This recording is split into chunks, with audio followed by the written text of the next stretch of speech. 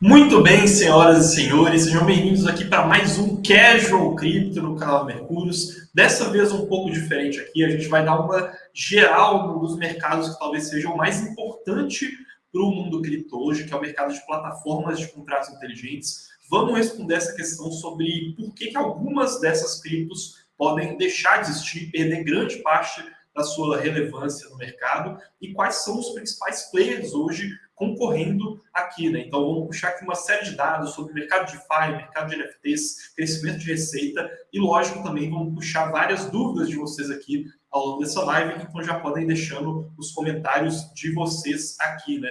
Boa noite aqui para o Luan, Caião tá aqui sempre nos comentários com a gente. Boa noite para o Francisco, o Séculos aqui falando que Cardano vai se surpreender com as suas atualizações em 2089, estamos esperando aí para ver. Bills, quero dar seu boa noite aí pro pessoal também, falar um pouco o que você espera dessa live aí. Boa noite, pessoal. Boa sexta aí para todo mundo. O pessoal já começa a zoar Cardano no chat antes da live começar. Mas acho que é isso, é um dos setores mais quentes do mercado de cripto. A gente vai dar um overviewzinho de como que estão as atualizações, como estão os desenvolvimentos e um pouco da nossa opinião, como que a gente está se posicionando em cada um desses cases.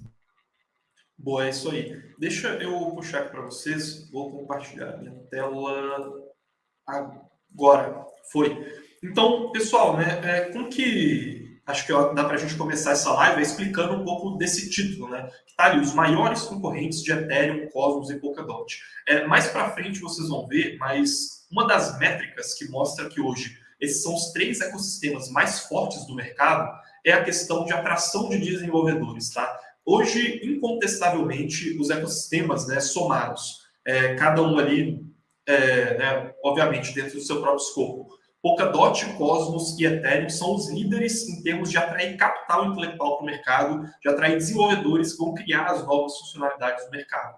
Então, o título dessa live aqui é basicamente para a gente sair um pouco só dessas criptos e dar uma geral um pouco maior, né? A gente vai mostrar aqui dados sobre Stacks, sobre NEAR, sobre Solana, sobre várias outras criptos e fazer um certo comparativo aqui em termos de plataformas de contratos inteligentes. E para isso, né, para vocês entenderem o quanto que isso é importante, né, e por que várias criptos têm risco de fato morrer, né, por mais que a gente não perceba isso no curto prazo, eu trouxe aqui para vocês a questão do ciclo de preço e inovação, tá? Que é o que essa imagem aqui está mostrando para a gente. O ciclo preço-inovação é uma teoria que foi formulada por um dos maiores fundos de investimento em cripto hoje, que é o fundo da A16Z, e ele mostra para a gente que durante a inovação, os novos surgimentos de tecnologia no mercado, a gente sempre passaria, teoricamente, por 4 etapas, né? E quais são essas 4 etapas? Primeiro, a gente tem uma alta de preço no mercado. Segundo, essa alta de preço faz as pessoas se interessarem. Então, por exemplo, Bills, em que ano que você entrou aí no mercado de cripto?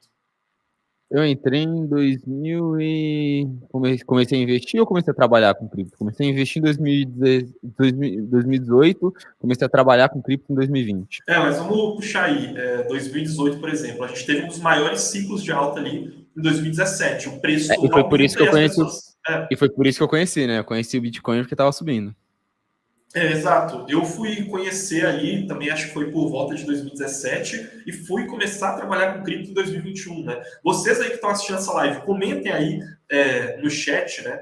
Em qual ano que vocês entraram em cripto? Provavelmente a gente vai ver uma concentração muito grande em 2017 e 2021, porque isso puxa interesse. Depois que vem o interesse, vem a questão das novas ideias, né? Então, a partir do momento que as pessoas começaram a trabalhar ali no mercado, elas começaram a se interessar para aquilo, elas começam a construir ali dentro, né? Elas começam a construir novas tecnologias. E aí, depois dessas new ideas, né, que está em azul, vem a questão de startups e projetos, né? Então, de fato, essas ideias elas vão resultar em novas construções, e essas construções são que vão servir de base para a questão... Opa, calma aí, acabaram de me falar aqui sobre meu microfone. Tá dando pra ouvir, mas eu acho que não tá no Shuri. Melhorou agora? Ah, mudou, dá lá pro Boa. Vini. Boa, vamos lá. Então, e aí a partir do momento que a gente tem esse desenvolvimento de startups e projetos, teoricamente, isso daqui serve de base para novos preços no mercado de cripto. Uma coisa interessante de notar aqui, né, e aí assim, não é só porque a A16Z falando, que é um dos maiores fundos ali do mercado de cripto, que significa que a gente tem que seguir isso aqui ao pé da letra, né, digamos assim. Então, uma das críticas, inclusive, que é feito a esse organograma aqui que mostra esse ciclo é que ele desconsidera muito o fator macroeconômico, né? Então, ele trata de uma maneira meio idealista, como se cripto realmente só dependesse para a sua valorização e para o seu crescimento de cripto daquilo que está dentro do próprio mercado de cripto, né? Na prática, a gente sabe que não funciona assim, porém, internamente ao mercado, de fato, faz sentido que novos projetos estabeleçam as bases para novos crescimentos de preço. E por que isso acontece? Porque a questão das narrativas é muito importante, né? Então, cripto, por ser um mercado muito pequeno, por ser um mercado muito especulativo, depende muito de qual vai ser a história que vai ser contada, né? Então, se você conta uma história bonita, se você convence grandes fundos de investimento, você acaba fazendo aquele setor ali crescer dentro do mercado, né? Obviamente, não pode ser só história, mas nada no mercado de cripto hoje é totalmente orgânico, né? Depende só de demandas que estão ali de fato no mercado, que estão acontecendo na realidade. Então, a história que você vai contar para justificar o futuro do mercado de cripto sempre é muito importante a cada um desses ciclos de crescimento. É legal você, antes de seguir, é legal você comentar sobre essa questão de narrativa uma história, porque no final é isso, né? Uma história bem contada. Você conta uma história bem contada e convence alguém de que um setor ele é promissor ou de que uma tecnologia é o futuro, essas pessoas começam a comprar isso daí. Eu acho que era o Steve Jobs que falava que o melhor empreendedor do mundo é um bom contador de história, alguma coisa do tipo. Porque no final do dia, cara, se você é convincente, se você sabe falar e sabe vender uma história bem, as pessoas compram. E no mercado de cripto isso se traduz em narrativas, se traduz em cada momento você está apostando que um setor é o futuro do setor de cripto e que vai crescer 1 bilhão de vezes. E o foda do mercado de cripto é que as narrativas elas mudam muito, né? Então cada vez é uma narrativa diferente. Então às vezes um setor ele está muito no hype e daqui 2 meses ele já está esquecido de novo. Por isso que é importante a gente também saber se tem fundamento por trás de cada uma das narrativas. Sim, sim. E assim, a gente tem que ter consciência que cripto é um mercado especulativo, né? Muita gente vai estar aqui, né, nesse momento assustado, né? Como assim? Eu estou investindo apenas em uma especulação, eu achava que o Bitcoin tinha fundamentos, Ethereum tinha fundamentos. Só que, no final das contas, esses fundamentos eles são muito mais olhando para o longo prazo do que o que de fato existe hoje, né? Então, você tem que contar bem essa história para justificar um aporte que está acontecendo agora. E olha só, né, para poder comprovar um pouco disso e mostrar como que essa questão de narrativa pode inclusive ser perigosa. A narrativa dominante nos ciclos de alta que aconteceram ali em 2015 e em 2011 e em 2015 foi a narrativa do Bitcoin como reserva de valor e como meio de troca. O que isso significa? Que o preço que estava subindo era o preço do Bitcoin, as pessoas entravam interessadas no Bitcoin, tinham novas ideias tentando solucionar questões de reserva de valor e meio de troca, e aí elas construíam novas empresas, novas criptos, com base nessas ideias e nessas novas tecnologias. Então a pessoa ela olha para o Bitcoin e pensa o seguinte, cara, eu entrei aqui em cripto por conta do Bitcoin. Se ele é o ouro digital, como que eu vou criar um ouro digital melhor do que o Bitcoin? Se ele é um meio de troca, como que eu vou criar um meio de troca melhor do que o Bitcoin? Eu vou criar o Bitcoin mais seguro, eu vou criar o Bitcoin mais rápido, né? Essa é a narrativa geral, porque esses caras estão entrando em cripto por conta do interesse deles pelo Bitcoin. E aí, olha só, se a gente for olhar ali as maiores criptos do mercado em 2017, a gente vai perceber que boa parte dessas criptos estavam dentro da narrativa de meio de troca ou de reserva de valor, né? Então percebam aqui no top 10, a gente tinha Bitcoin, Ripple, Bitcoin Cash, Litecoin, Dash e Monero nessa narrativa. Então a Ripple, por exemplo, né, apesar de depois ela ter evoluído ali quando a gente teve narrativas de contratos inteligentes para ser uma coisa mais flexível, veio muito na linha de ser um meio de troca, né? Então ela falava tipo assim, pô, eu sou tipo Bitcoin, mas eu vou ser respeitada pelos bancos. O Bitcoin Cash, Litecoin, eu sou tipo Bitcoin, mas eu sou mais rápido, mais eficiente. A Monero, né, que era, pô, eu sou tipo Bitcoin, porém eu respeito a privacidade. Só que atualmente várias dessas criptos, elas já não estão mais no top 10 do mercado e elas já nem atraem atenção igual elas atraíram antes. Então, se a gente não fica atento, a gente pode acabar investindo em uma narrativa que depois que ela passa, a gente acaba meio que sendo levado pela correnteza do mercado, só que em um mau sentido, né, Bills? Cara, Bitcoin Cash, Litecoin, Dash, NEM, Monero, IOTA. Bizarro, né? Bizarro o quanto que o mercado muda e o quanto que a gente tem que entender o fundamento por trás da tecnologia, porque é isso que você falou, né? Às vezes o cara te contou uma historinha para o boi dormir, o boi dormiu e acordou tarde demais, né? E, pô, hoje eu consigo ver um monte dessas historinhas sendo contadas aí no mercado de cripto. Vai ser legal quando a gente chegar em 2025 e ver o top 10 market cap de 2023. E aí, né, o que é interessante aqui? Naquela hora, quem olhou para os fundamentos de fato, percebeu, por exemplo, que, olha, não vai ter espaço em cripto para a gente ter várias reservas de valor, ou então vários meios de troca. E aí conseguiu escolher aquele que se adequava melhor para essas características, que no caso era o Bitcoin, e aí conseguiu ficar longe de Litecoin, de Ripple, de Bitcoin Cash, de Dash e outras criptos nesse sentido. Então, o que a gente tem que fazer é entender a narrativa que fez as altas acontecerem no último ciclo de alta, até porque a gente ainda está nesse meio ciclo de baixa, meio paradão assim do mercado cripto, porque várias daquelas criptos que se valorizaram com base em narrativas no último ciclo de alta podem não sobreviver para os próximos ciclos de alta. Então, mesmo o mercado voltando a subir, perceba que Bitcoin Cash, Litecoin, Dash, Monero nunca voltaram a ter os mesmos holofotes que elas tinham lá no passado. E qual que foi a principal narrativa do último ciclo? Plataformas de contratos inteligentes, tá? Então, essas plataformas como Avalanche, Ethereum, Solana, Harmony One, Near, Polkadot, Cardano, Atom, foram as que mais chamaram a atenção, né, dentro desse setor de fundos de venture capital, de desenvolvedores, de investidores, e elas também serviram de base para poder atrair, para poder criar aplicações de DeFi e de NFTs, né? Então, em DeFi, por exemplo, a gente teve um crescimento muito grande por conta do Liquidity Mining, que começou lá com a Compound no Summer DeFi, depois a gente teve distribuição de criptos até pela Uniswap, e por conta de NFTs, como foi a própria questão do X Infinity. Então, as pessoas olham para DeFi, olham para o crescimento que teve um X Infinity, por exemplo, e pensam, olha, o que for criado nos próximos anos no mercado também vai ser criado em cima dessas plataformas. Vou até puxar aqui um comentário. O Felipe Medeiros aqui comentou: faz uma enquete para ver quem é mais bonito, né? O Bills ou o Carlos. A gente não vai fazer, senão o pessoal vai ignorar. Vai ser a primeira enquete com 0 votos aqui do YouTube. Na moral, eu tô embaixo no quesito beleza aí, porque todo vídeo o pessoal só fala do meu bigode só.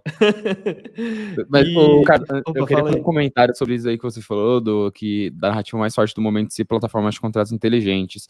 E, cara, eu realmente acredito muito nesse setor, né? Hoje, nossas maiores alocações estão no setor de plataformas de contratos inteligentes, porque é uma infraestrutura fundamental do mercado de cripto. Eu realmente acredito que, enquanto a gente não resolver um problema de conseguir construir uma plataforma de contratos inteligentes escalável de verdade, quando eu digo escalar, você aguenta um grande número de usuários e sem abrir mão de um set de segurança mínimo, o mínimo aceitável em termos de segurança, enquanto a gente não fizer isso, não adianta pensar em aplicação. Não adianta pensar em nenhuma aplicação, em nada sendo desenvolvido em cripto. Não adianta pensar em adoção em massa. Não adianta pensar nem em subadoção em massa. A gente não vai conseguir chegar lá.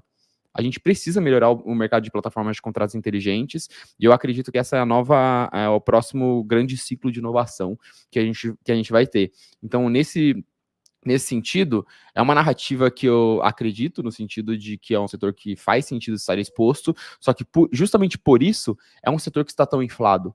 Tão inflado no sentido de, todo mundo sabe que plataformas de contratos inteligentes são legais e são muito importantes no mercado de cripto, então por isso que todo mundo quer desenvolver uma plataforma de contratos inteligentes, né? Todo mundo conta uma historinha falando, eu vou resolver esse problema. E aí tem muita historinha bem contada aí, com um departamento de marketing muito forte. Então, é um setor interessante, mas é preciso, ainda assim, separar o joio do trigo dentro desse setor, porque senão vai aparecer 500 plataformas de contrato inteligente, você vai investir em 500. Você vai ganhar em uma, mas você vai perder o dinheiro em todas as outras, você fica no 0 a 0 ou no negativo, talvez, né? É basicamente o cara chegar aqui e falar, pô, eu acredito que cripto vai ser o meio de troca do futuro, vai ser reserva de valor do futuro e distribuir o dinheiro entre todas elas, né? Ele ia ter alguma valorização ali, né? Por exemplo, o Bitcoin ali estava em 14 mil dólares, porém ele também ia perder boa parte do seu capital. Então tem que saber escolher as melhores aqui, porque a competição é acirrada. O Gilberto Opa, pode falar. Cara, só antes de você puxar isso daí, uma casa de research chamada K33, a antiga Arcane Research, eles fizeram um estudo muito legal sobre se você investisse só em Bitcoin ou você, a cada mês, comprasse o top 100 criptos do market cap, né? Então, tipo, na verdade, você compra o top 100 cripto market cap, sempre que sai uma cripto e entra outra, você compra a que entrou. E, porra, pela lógica de comprar altcoins dá muito bom, porque elas têm, as moedas com menos capitalização têm mais potencial de crescimento e tudo mais. Por essa lógica, você tende a pensar que essa estratégia de sempre comprar as que estão entrando no top 100 market cap vai ser uma estratégia melhor do que o Bitcoin, né?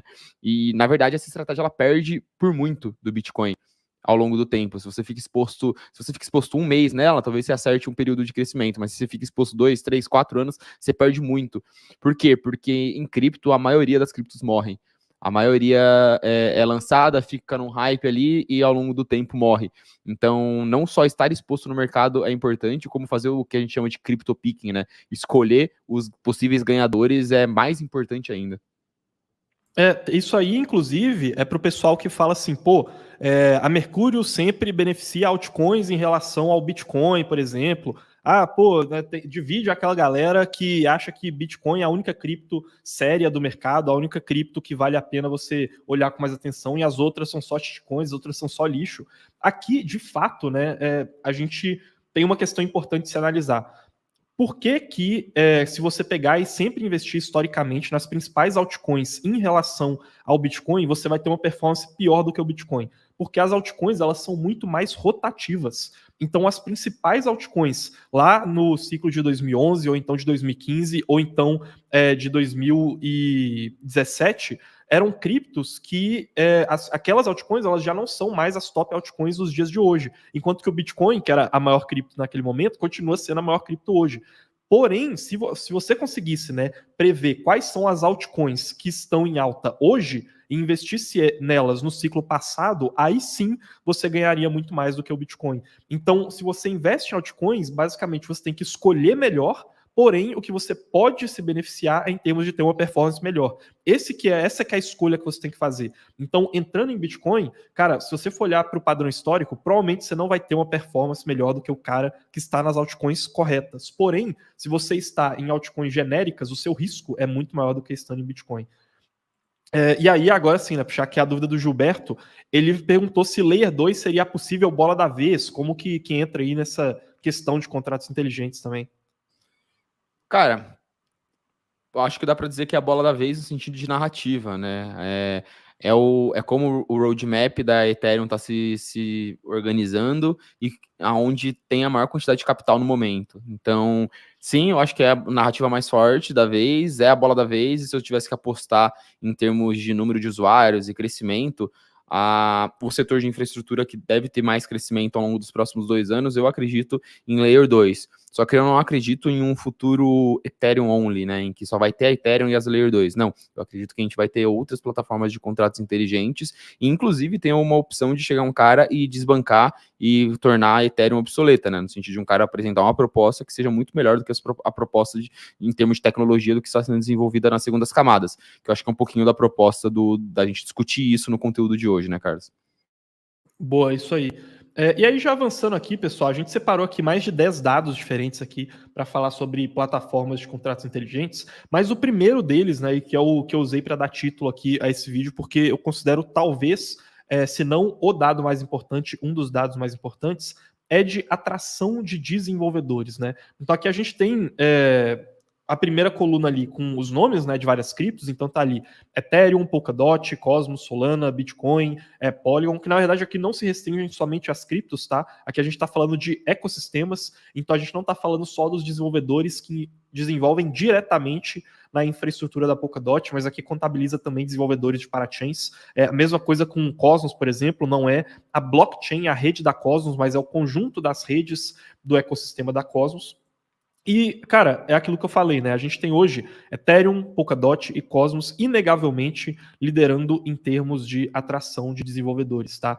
Se a gente for pegar ao longo desses últimos ciclos, foram as que mais conseguiram atrair capital intelectual. Isso significa que tem muita gente inteligente e com dinheiro no bolso que está tentando solucionar problemas que cripto tem, e eles estão tentando solucionar esses problemas nessas redes. Então, quais são hoje os principais gargalos de cripto, né? Quando você pensa, cara, o que impede hoje o mercado cripto de multiplicar por 10 vezes, por 100 vezes? A gente vê em algumas questões, por exemplo, falta de escalabilidade, ou seja, as transações ainda têm que ficar mais rápidas e mais baratas, falta de segurança em muitas das vezes nos contratos inteligentes, falta de melhor experiência do usuário, então as coisas têm que ficar mais simples para o usuário poder interagir, para mais pessoas conseguirem utilizar cripto, e aonde que estão hoje as maiores mentes debruçadas em resolver esses problemas?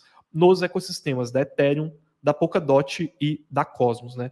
Ô Bruce, o que você acha aí sobre esse dado? Teve inclusive o relatório da Electric Capital, né, que é de onde eu puxei esse dado aqui, que fez uma cobertura completa ali em termos de ecossistema. Boa, legal demais. Não, cara, não tenho muito comentário não, mas eu acho que também tem um pouco de reflexo do tempo aí, né? A Ethereum, ela obviamente tem um reflexo do tempo e do efeito econômico. Os desenvolvedores, eles querem construir onde os usuários estão. E quando você conversa com os desenvolvedores dos principais protocolos, muito do que eles falam é isso, né? Pô, eu não vou desenvolver o meu projeto em um ecossistema que não tem usuários. Vou desenvolver, por exemplo, no ecossistema da Ethereum, porque já tem muito usuário, então fica muito mais fácil de eu ter um mercado endereçável grande, né? E é por isso que muitos deles estão construindo, por exemplo, em segundas camadas. Já a Polkadot e Cosmos, eu acho que tem a questão da personalização, né? Tem a questão de você conseguir construir com uma liberdade um pouco maior de construção, muito mais na Cosmos do que na Polkadot. E isso faz com que seja natural que atraia muitos desenvolvedores. Os outros projetos, eu acho que eles passam por algumas dificuldades, principalmente por ter um tamanho muito pequeno ainda do seu ecossistema e também em questão de linguagem, né? Hoje a gente tem Solidity e EVM dominando o mercado de cripto, né? Então, se você não tem um modelo de ter um compilador muito bom, ou se você não oferece um ferramental muito interessante para os desenvolvedores, eles acabam ficando longe do seu ecossistema mesmo. Cara, essa questão de desenvolvimento de Solidity e EVM, eu acho que ela demonstra muito em termos de força da Ethereum hoje, né? A Ethereum hoje, por que ela é o principal buraco negro ali de atração de desenvolvedores hoje? Dá para fazer uma analogia, pensa, por exemplo, né, que você está investigando aqui o mundo de hoje, né, o mundo ocidental, como as pessoas vivem, e você quer encontrar evidências de que um dia a França ela foi uma potência dominante, tá? Você quer encontrar evidências disso, porque você é um historiador, você quer entender mais esse jogo geopolítico entre os países. Qual que é uma evidência de que um dia a França ela foi um país dominante? Que o mundo inteiro praticamente hoje utiliza o sistema métrico, que foi um sistema desenvolvido durante a Revolução Francesa, né? Então, antes você tinha várias unidades de medida diferentes e hoje você padronizou, né, em quase todo mundo, com exceção de Estados Unidos, que usa sistema imperial, alguns outros países, porém quase todo mundo usa esse mesmo sistema. Então, isso é um indício para a gente que fala, cara, em algum momento esse negócio aqui já foi dominante. Quando a gente olha hoje para o mercado de cripto, a gente tem várias redes que utilizam sistemas que a Ethereum criou. Então, são sistemas de EVM, que é a máquina virtual da Ethereum, a maneira como a Ethereum roda os próprios códigos, e a Solidity, que é a linguagem de programação da Ethereum. E uma vez que esse sistema é criado, vamos supor que você vai querer criar um novo país hoje. Provavelmente você vai usar o sistema métrico, sacou? Então, se você vai criar uma rede hoje e você quer atrair desenvolvedores, provavelmente você vai buscar desenvolvedores que desenvolvem Solidity, porque eles estão em maior quantidade no mercado. E aí isso cria um ciclo de feedback positivo, digamos assim. O Jefferson aqui, ele inclusive comentou sobre Polkadot seria sonho e Cosmos realidade. E o Luan ele perguntou se a gente acredita que a Polkadot poderia ser o principal concorrente da Ethereum. O que você acha dessa questão aí? Legal, cara. Pô, eu acho que são focos, apesar de serem plataformas de contratos inteligentes, acabam sendo focos um pouco diferentes em termos de proposta de valor, tá? Embora em alguns casos eles concorram entre si, mas eu queria discutir um pouquinho mais sobre a questão do ecossistema desses dois caras e um pouquinho mais focado em questão de Polkadot, tá? A Polkadot ela começou os leilões de parachains dela em 2021, final de 2021, né? Então ela pegou o topo do bull market e depois foi só ladeira abaixo. Foi um timing horrendo para isso. Então, muita gente utiliza o gráfico lá mostrando como a demanda dos leilões de Paratins caiu para mostrar para justificar como a Polkadot é uma perdedora, como se fosse assim, tá? Não vou usar esse termo um pouquinho pejorativo, porque eu não encontrei outro agora. Mas no final do dia, todo o mercado está desaquecido, então é natural que a demanda pelos leilões de parachains tenha caído, tá? Hoje a gente vê a Polkadot como de todos os produtos, talvez o produto mais completo em termos de tecnologia, tá? A gente vê que ela consegue entregar tecnologias, consegue entregar ferramentas e um nível de segurança, de desenvolvimento, de time, que em conjunto eu acho que nenhum ecossistema consegue entregar, nem o da Ethereum, nem o da Cosmos. Só que nem sempre a melhor tecnologia vence, então pode ser que a Polkadot ela continue tendo essa dificuldade de ter tração, até por ser um ecossistema fechado, né, em que você só consegue desenvolver ali se você tiver pago uma vaga num leilão de parachain, então pode ser que ela tenha esse problema realmente em criar ecossistema, mas a Polkadot ela está bem posicionada por ser uma tecnologia muito boa para quando tiver uma nova pernada de crescimento. Por que a gente tem essa narrativa de que todas as plataformas de contratos inteligentes deu errado e a Ethereum é a melhor do mundo, né? Porque quando teve um boom, uma entrada de capital, uma entrada de usuários no mercado de cripto, a Ethereum era a única tecnologia minimamente viável ali para ser utilizada, e todas as outras apresentaram dores de crescimento muito grande. Então pode ser que a gente veja uma consolidação, principalmente da Polkadot, no próximo ciclo. Mas eu vejo a Polkadot como um ecossistema muito mais fechado, muito mais limitado do que o da Ethereum, tá? Aí sobre Cosmos eu acho que é um caso um pouco parecido com o caso da Polkadot, em você oferecer uma proposta de valor um pouco diferente do caso da Ethereum, mas é um ecossistema muito mais livre em termos de desenvolvimento. Então, pode ser que, cara, a Cosmos ela continue tendo dentro do seu nicho um crescimento, um caso de uso, mas eu acho que a falta de organização e de ter uma equipe mais estruturada por trás pode prejudicar o sucesso de longo prazo da Cosmos.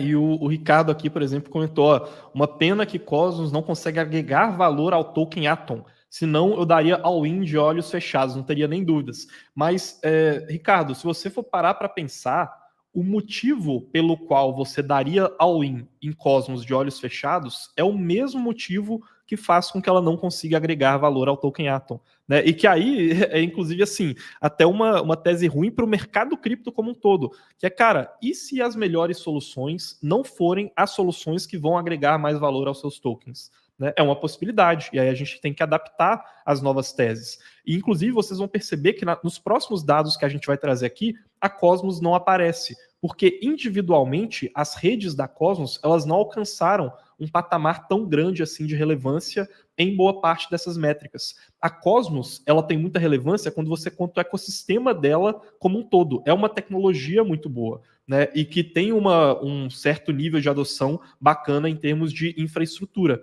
Porém, que justamente porque ela tem uma dependência muito grande, que possibilita com que ela tenha esse nível de adoção, acabou não agregando valor para o token. Então, essa que é a questão, assim, não dá para a gente pensar, poxa, podia ter uma atualização que vai agregar valor ao token, mantendo todas as vantagens que a Cosmos ainda tem. Ou você não vai agregar tanto valor assim, ou então boa parte das vantagens deixariam de existir, né? E assim, talvez a gente viva um futuro no mercado em que a solução que vai vencer talvez não seja a solução mais fácil da gente investir, né? Mas aí é paciência, a gente tem que adaptar e criar novas teses de investimento para poder se expor a esse mercado.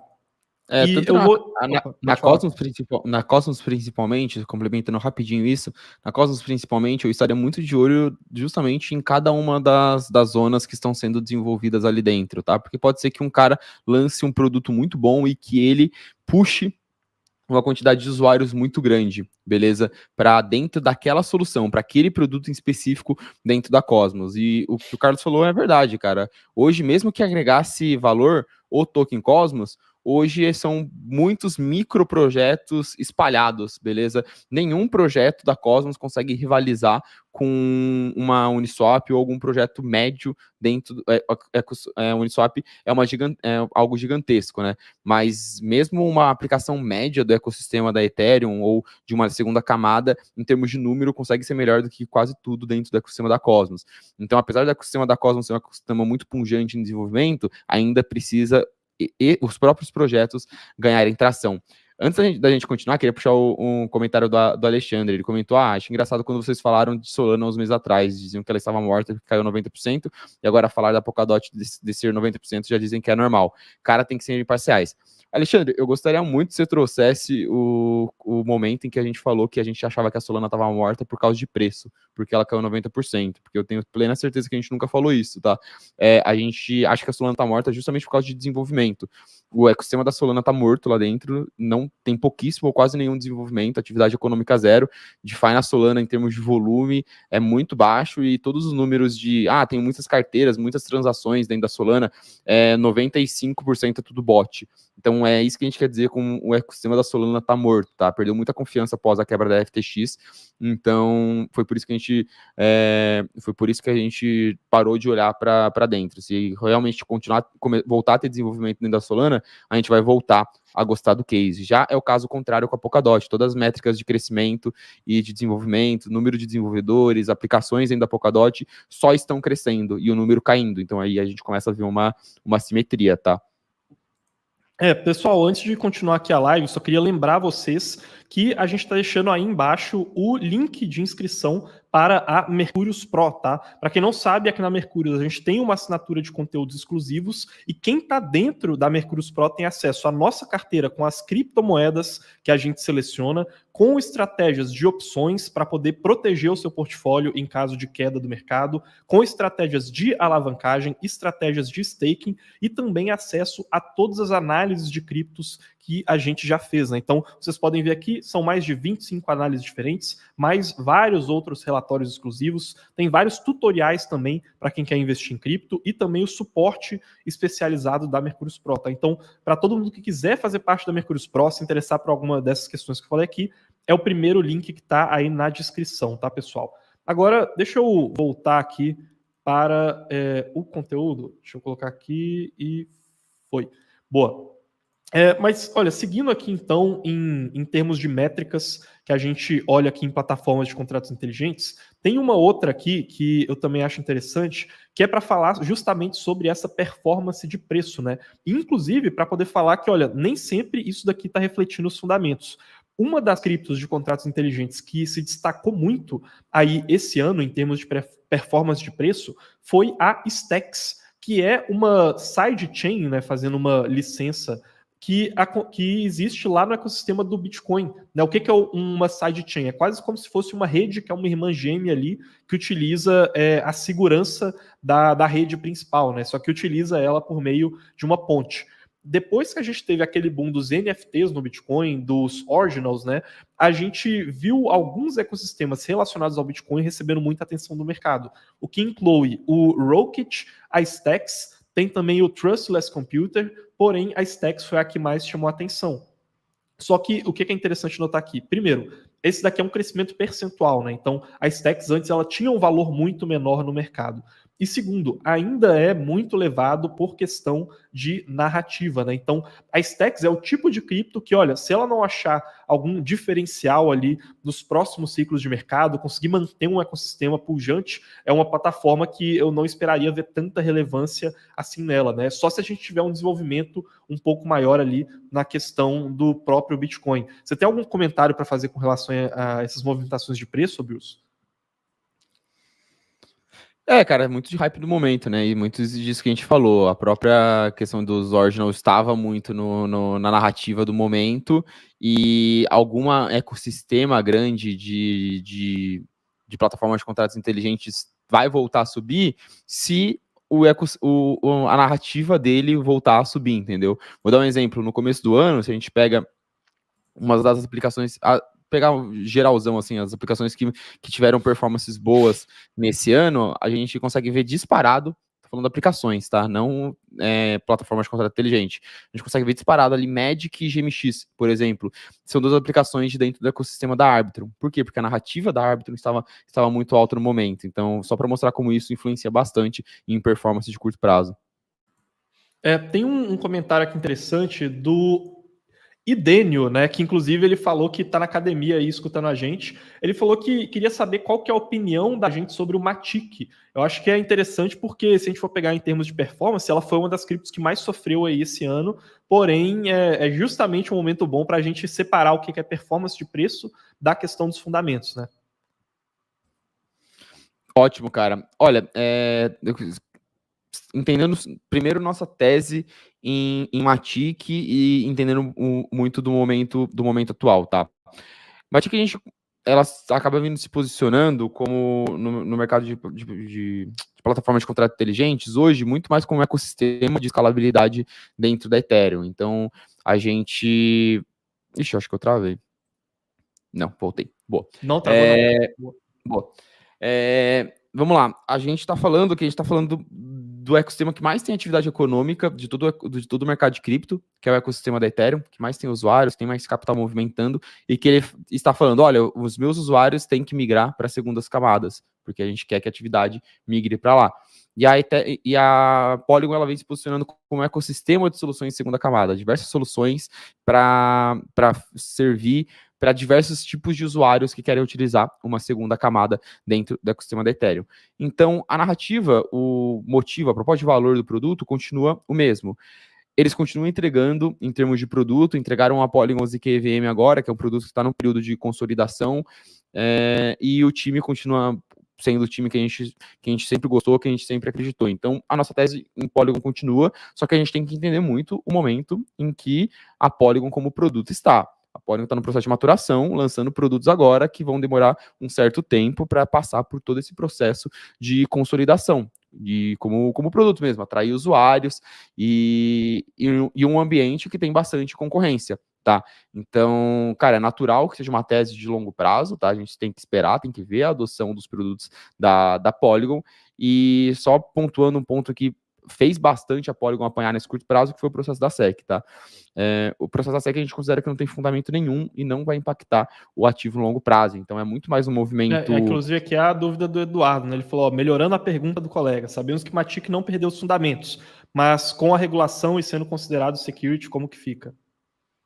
Beleza. Boa, a gente... Você quer responder isso daí, Carlos? Que você tá mais por dentro dessa questão de regulação, deixa eu puxar essa aqui, porque você tinha dado uma travada, eu ia começar a responder aqui. Mas, assim, como o Bills falou, né, ele fez uma explicação ali dos fundamentos da Matic, né, da Polygon. O que a gente tem que pensar no longo prazo é olhar para esses fundamentos e pensar assim, cara, essa questão da SEC considerando Polygon como security vai mudar alguma coisa nesses fundamentos? E a resposta é não, tá? Primeiro, os processos que a SEC fez até então, na maioria das criptos que o pessoal está falando aí, não são processos que foram contra as criptos, tá? Foram processos contra as corretoras, e as corretoras estariam fazendo uma negociação não autorizada de securities, e as criptos foram citadas no processo. Então elas não foram atacadas diretamente, tá? Aí qual que é a questão? Várias corretoras, né, do mercado, várias plataformas de compra e venda falaram, eu não tenho autorização para poder negociar securities, e aí, previamente, sem receber, inclusive, ordens da SEC, uma parte delas deslistaram algumas das criptos que estavam sendo citadas nos processos contra a Coinbase e contra a Binance, tá? Agora, tem algumas questões aqui, tá? Primeiro, o que é considerado uma security? Dentro dos testes que são usados desde a década de 30, desde a década de 40 lá nos Estados Unidos, a gente não consegue ver em boa parte das criptos características que façam elas se enquadrarem, tá? Então, aí é o primeiro ponto. É uma visão torta do regulador, né, da SEC, uma visão política que está se aproveitando de um vácuo que existe na legislação americana, né? Então, basicamente é o juiz querendo ditar qual que vai ser a regra do jogo, ao invés de pegar a regra que existe e agir em cima dela, né? E se aproveitando em momentos que não existe regra para poder agir em benefício próprio, né? Digamos assim, um benefício político.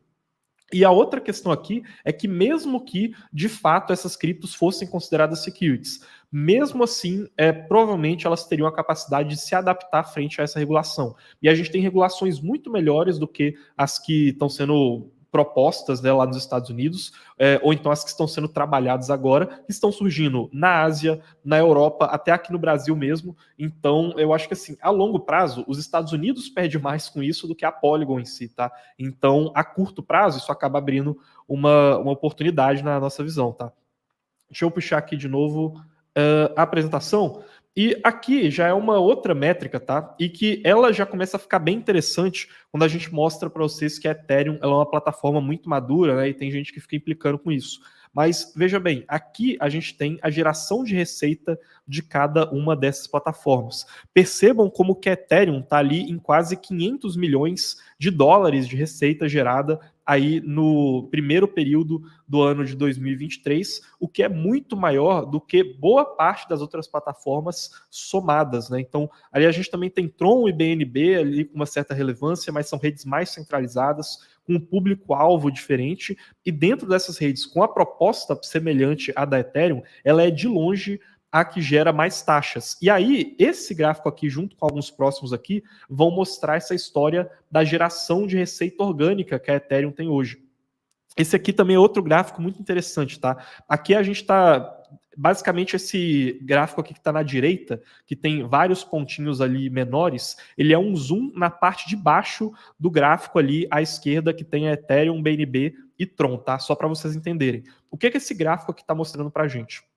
Ele está mostrando um múltiplo de PS, né, que é Price to Sales, que é um múltiplo que existe quando a gente vai avaliar ações, né, ou seja, preço em comparação com as vendas. Aqui, a gente está fazendo um múltiplo análogo, que é o preço em comparação com a receita que está sendo gerada. Lembrem, a receita é esse dado que eu mostrei aqui para vocês, né? Aqui, lembrando, a Polygon ela não tem uma geração igual à da Ethereum, tá? De novo, é um zoom que a gente pegou ali naquelas criptos que estão no lado de baixo.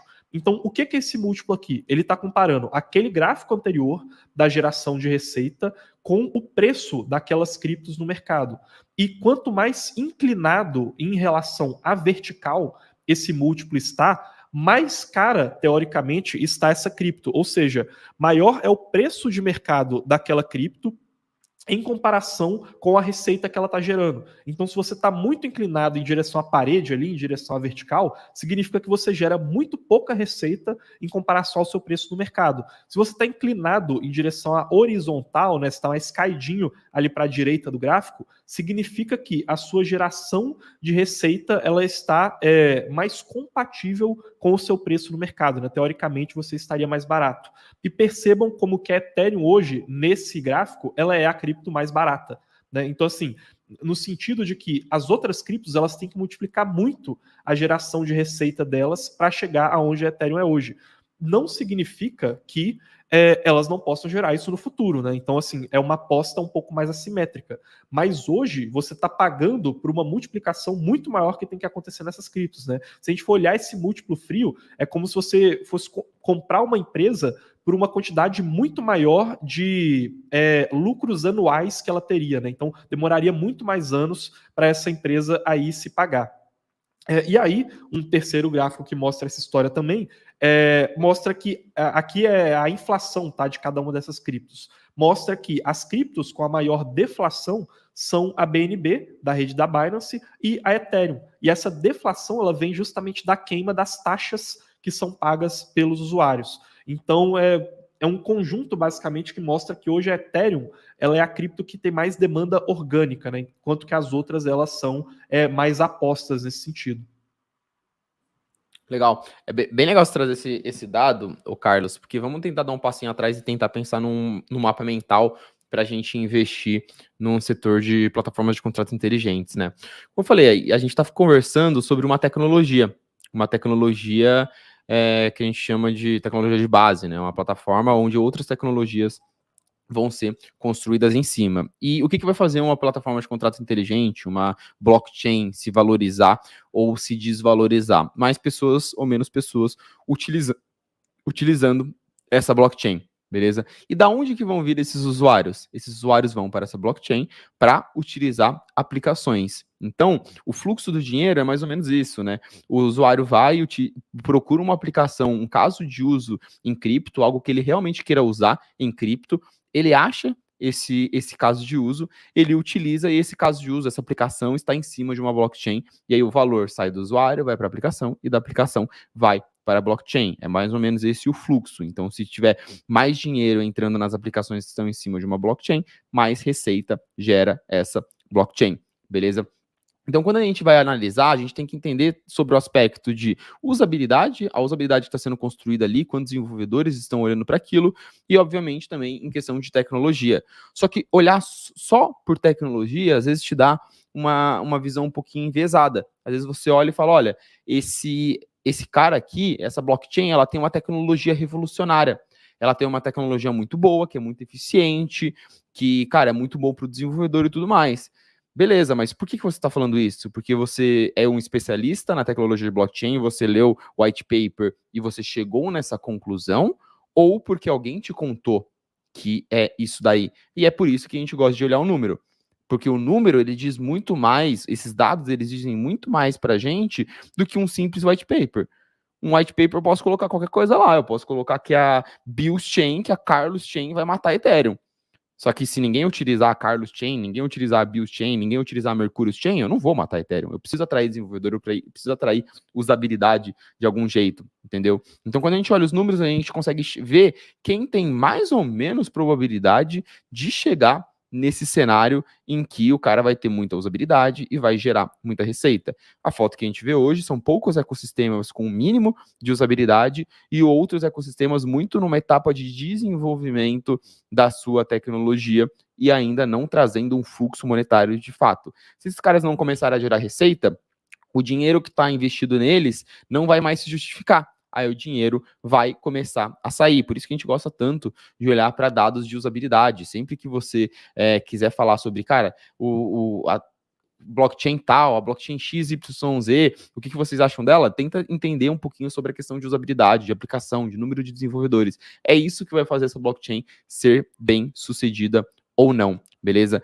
Porém, tem o fato de que hoje o cenário é um, e aí esse cenário pode vir a mudar. Por que eu tô falando isso?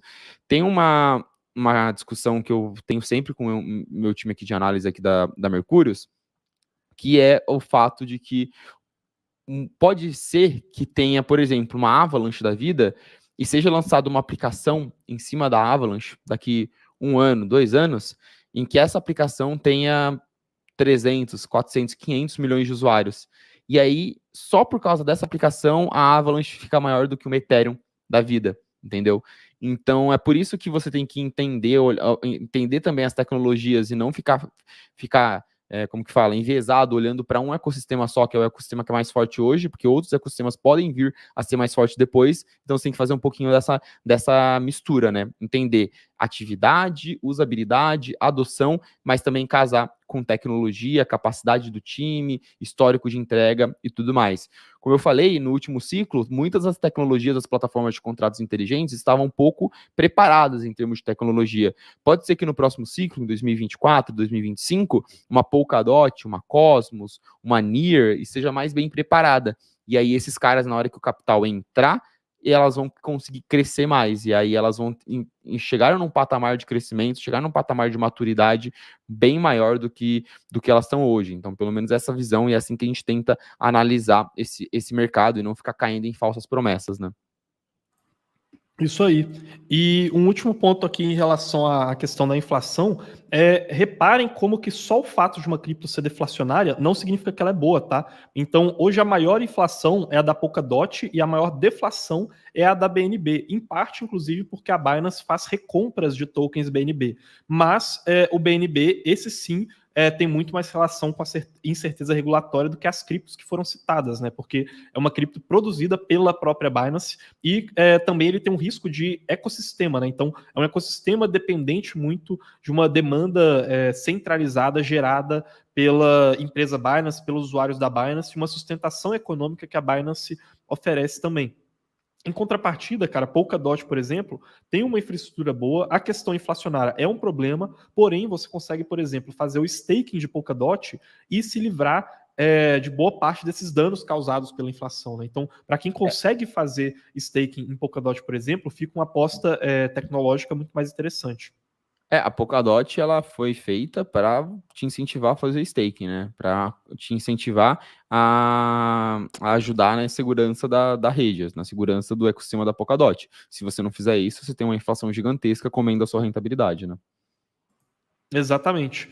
E aqui, entrando em capital colocado em staking, a gente vê, de novo, um pouco dessa mesma história, né? Então, o capital colocado em staking no Ethereum ultrapassa em muito o capital colocado em staking em outras redes, né? E a gente vê ali, por exemplo, Cardano, Solana, BNB, Avalanche, Polygon e Polkadot lutando ali para também elas já apresentam um capital relevante, mas lutando aí para aumentar a questão de segurança delas a longo prazo, que depende desse capital que vai ser colocado ali. E o segundo gráfico é o que mostra o crescimento percentual ao longo do começo desse ano, e aí a Stacks lá do Bitcoin foi a líder aí nesse sentido. Em parte também porque, poxa, eles estavam lançando um token novo, você consegue colocar ali para poder ganhar boas recompensas, então eles tiveram esse crescimento, né? Eles começaram de muito baixo, né? Então você ter um crescimento percentual maior com uma plataforma que é muito menor é uma coisa muito mais fácil. E aí a Stacks também tem se destacado em questão de aumento percentual de transações e de endereços ativos, tá? Nessas redes. Porém, o mais importante desse gráfico aqui não é olhar a Stacks que está ali despontando em comparação às outras redes, né? Até porque, igual como eu disse, ela começou de muito baixo, então para ter um aumento percentual é muito mais fácil. Mas é reparar como que as outras redes, elas estão, de maneira geral, não ganhando aumentos exponenciais ao longo desse ano, né? Você tem até algumas ali que chegam na faixa dos 100% de aumento, né? Então, por exemplo, dobrarem ali o número de transações, porém, a gente ainda não tem um crescimento exponencial igual àqueles que a gente via lá no bull market, por exemplo, né? Que ajuda a mostrar um pouco de otimismo comedido no mercado, mas também mostra que a gente ainda precisa ter o encontro de aplicações que vão trazer muitos usuários para dentro dessas plataformas e aumentar muito, de fato, esse número de transações e número de endereços ativos. E Cara, aí, pode falar. é muito importante isso que você falou, Carlos. Um tempo atrás, em 2021 principalmente, a narrativa do momento foi, cara, plataformas de contratos inteligentes, Ethereum Killers. E aí muita gente investiu uma grana pesada nesses caras. Só que muitos deles, você entrava lá, você fala, cara, vou investir 1 milhão nesse cara. Pum. Passava um ano, você entrou lá, você olhou para o ecossistema deles, olhou para um lado, olhou para o outro, cri, barulhinho de grilo, tinha porcaria nenhuma. Não tinha nenhuma aplicação, não tinha nenhuma usabilidade, o número de usuários baixíssimos. Então, essa questão de narrativa enfraquecida pesa muito. Porque hoje muita gente fala, porra, o pessoal tá comentando bastante sobre Near, né? A gente já vai responder já sobre Near, tá, pessoal? Mas uma Near da vida, uma Polkadot, uma Avalanche, deixa eu pensar aqui outro cara, uma própria Solana, elas tiveram uma narrativa muito forte, só que essa narrativa passou e hoje a gente vê um fluxo monetário, uma geração de receita, uma atividade econômica que não se justifica. Quando você investe numa empresa, porque essas plataformas de contato inteligente, elas são empresas, o que você espera? Que a sua empresa tenha mais clientes e gere mais receita. Esses caras não estão aumentando o número de clientes deles, não estão aumentando o número de receita deles. Por quê? Também porque o mercado está desaquecido, mas também porque eles têm dificuldade em atrair usuários por causa do produto deles. A gente olha outros casos dentro do ecossistemas mais fortes, como é o caso do ecossistema da Ethereum, por exemplo, que têm sido bem sucedidos em aumentar o número de usuários, entendeu? Então, como eu falei, é muito importante entender como esses caras vão trazer usuários para eles. Senão, o preço não vai voltar. Não vai voltar a narrativa de plataformas de primeira camada. Não vai voltar a narrativa de Outlier 1. Não vai, já passou. Se você está investindo por uma narrativa, você perdeu a hora de ganhar dinheiro. Agora você só vai perder dinheiro se a plataforma de contratos inteligentes do seu coraçãozinho não atrair usuários, não tiver uma aplicação. Se uma Near da vida não lançar uma aplicação, eu tô nem aí que a Near é Ethereum 2.0, é a grande shards de não sei o quê. Ela pode ser a blockchain do diamante. Ela pode ser a melhor blockchain do mundo. Se não tiver uma aplicação muito boa construindo em cima da Near e um monte de usuário pagando taxa e gerando receita para Near, o preço não vai voltar. É isso que a gente tem que entender. E é por isso que a gente gosta tanto de ecossistemas que conseguem fazer isso dia após dia. Hoje, a gente pega as principais aplicações do mercado de cripto, e quando eu falo aplicações é usabilidade, os principais desenvolvedores criando usabilidade e tendo um fluxo de pessoas pagando taxas para usar o seu produto, todos eles estão concentrados em um lugar, que eu não vou falar o nome, que vocês sabem qual que é, entendeu? Os outros não, os outros estão esquecidos, a teia de aranha pendurada. Então, assim, não adianta você falar que você é Ethereum 2.0 funcionando, que o seu modelo de charge é o melhor do mundo. Se você não tem uma aplicação em cima, se você não tem usuários pagando dinheiro e esse dinheiro virando receita para sua empresa, a narrativa não vai voltar. Seu token não vai subir sozinho. Mesma coisa Polkadot. Polkadot tem muito desenvolvimento lá dentro, tem muito desenvolvimento, mas a gente espera que todo esse desenvolvimento represente atividade econômica na hora que o mercado voltar. E partindo aqui para uma outra métrica que também é interessante, é a questão das taxas de transação. E por que ela é interessante? Porque aos poucos ela está deixando de ser um diferencial entre ecossistemas e está passando a se tornar uma batalha entre camadas, tá? Isso pelo menos em um dos cenários do mercado cripto que seja um mercado dividido em diversas camadas. Porque o que acontece? Hoje, a Ethereum ela tem as maiores taxas de transação ali dentre essas plataformas de contratos inteligentes, tá? Porque ela tem uma demanda muito grande.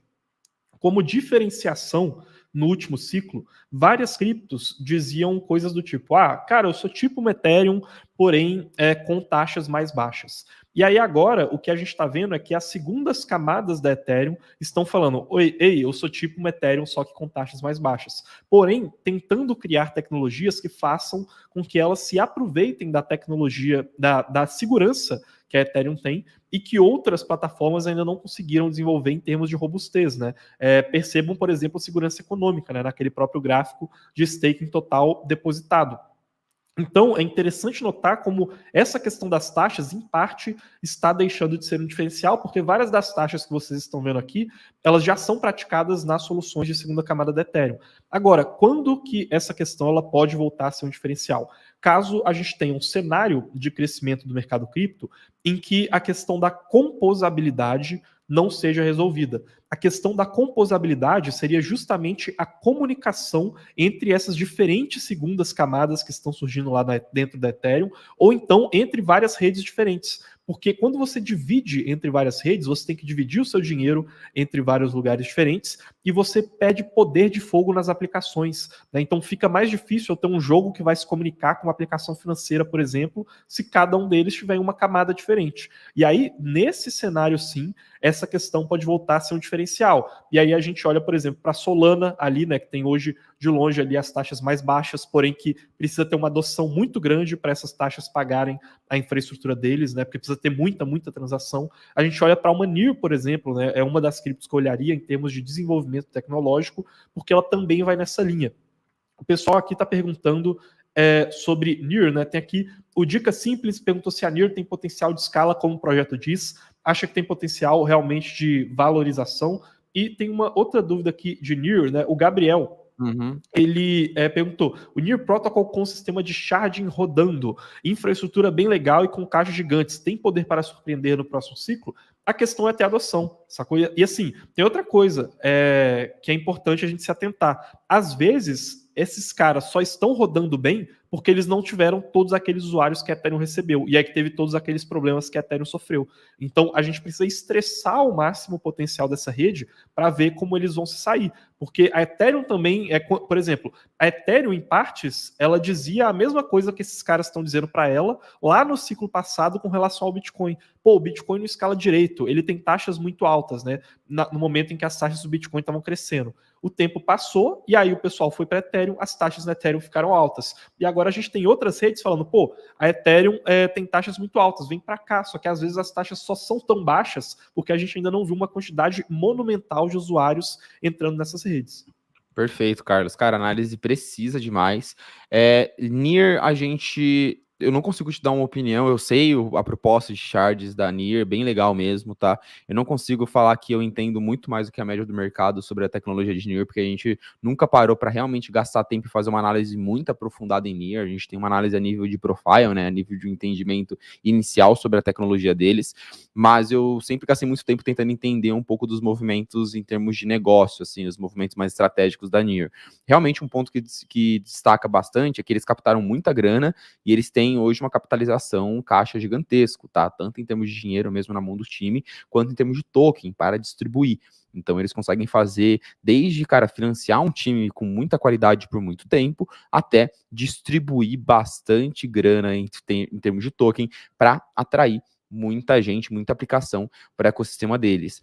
E é justamente isso que eu fico olhando assim no ecossistema da Near, no case Near, e fica com um pontinho de interrogação, porque hoje eu tenho a impressão que eles não têm modelos de incentivos tão grande para crescimento do ecossistema, porque a gente não está num bull market, então eles estão segurando um pouco o freio, guardando um pouquinho de grana para investir no momento em que provavelmente o investimento vai trazer um retorno melhor, tá?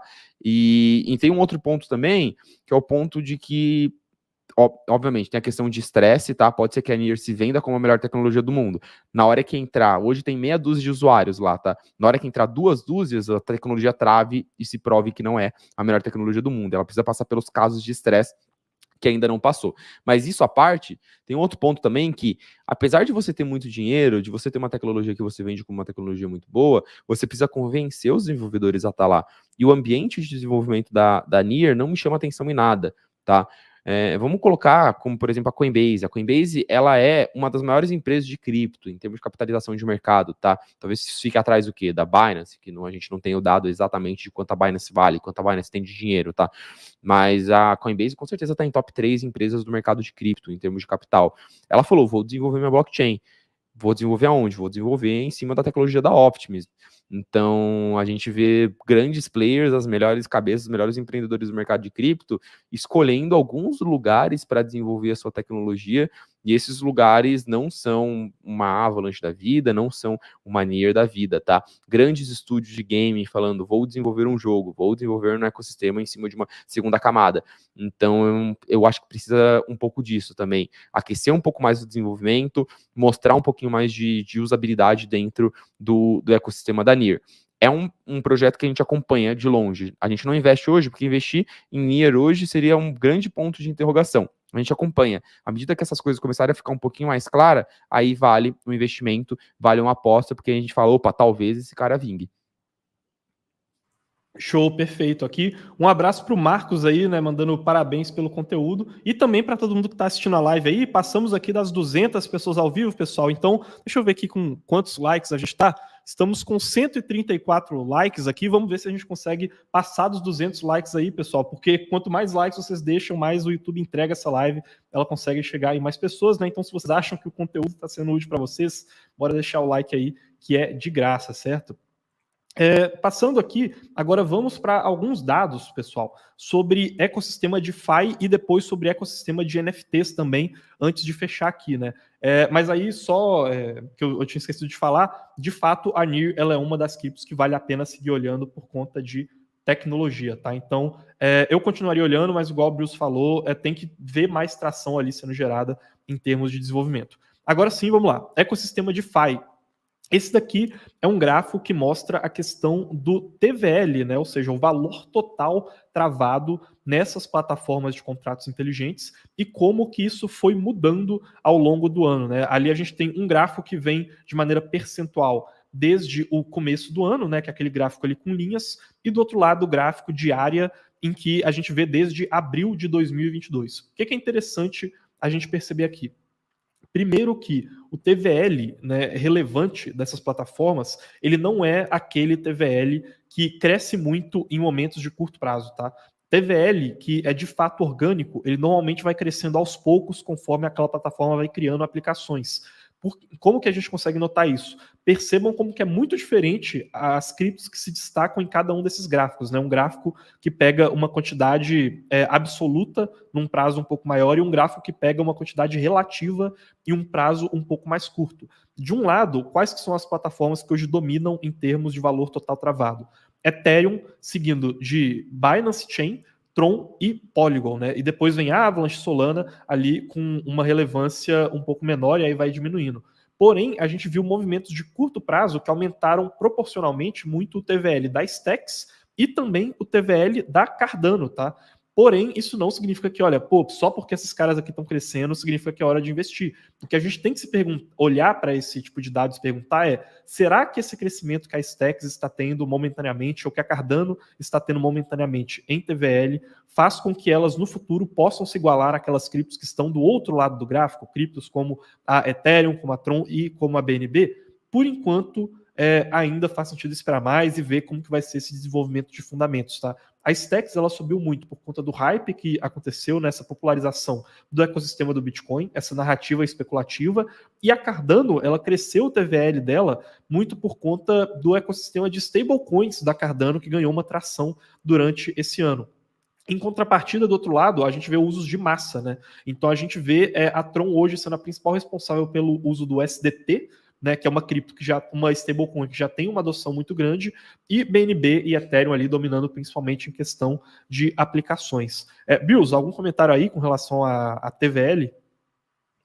Ah, cara, eu acho que TVL acaba sendo uma métrica muito suja pra gente olhar TVL e somente TVL, né? Eu gosto de olhar um pouquinho mais de volume, número de usuários, que são métricas que mostram um pouquinho mais, de forma um pouquinho mais certeira, a atividade econômica que tem dentro dessas redes. Mas uma coisa que chama bastante atenção é como tá tudo muito desaquecido nesse momento, né? Então é um pouco disso que eu falei.